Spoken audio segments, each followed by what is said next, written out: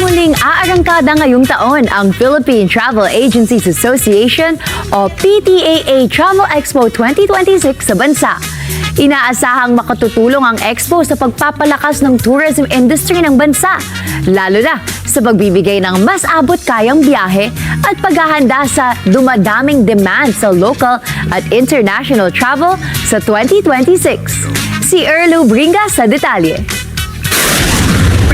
Philippines! Wow! Muling binuksan ang PTAA Travel Expo 2026, ang taunang travel fair na inorganisa ng Philippine Travel Agencies Association o PTAA. Layunin ng expo na itampok ang pinakabagong tour packages, discounted airfares at promosyon ng mga travel agency, airlines, hotel at tourism stakeholders para sa mga Pilipinong biyahero.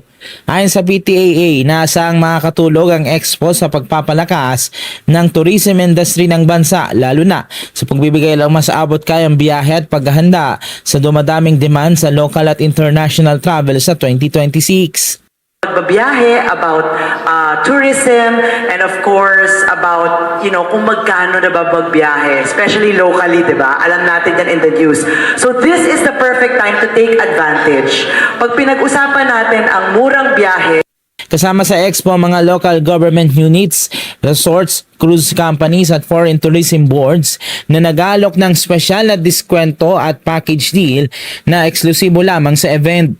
Binayuhan naman ng mga organizer ang publiko na tiyaking lehitimo ang mga transaksyon at mag-book lamang sa mga accredited na travel agencies na kasali sa expo. one of the main things that we want to bring to you are our accredited, verified travel agents. Totoo po yan.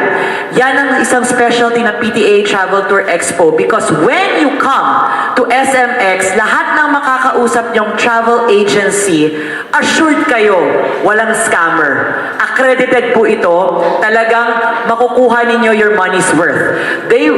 Remember, none of these travel agents are not allowed to join kung walang promo.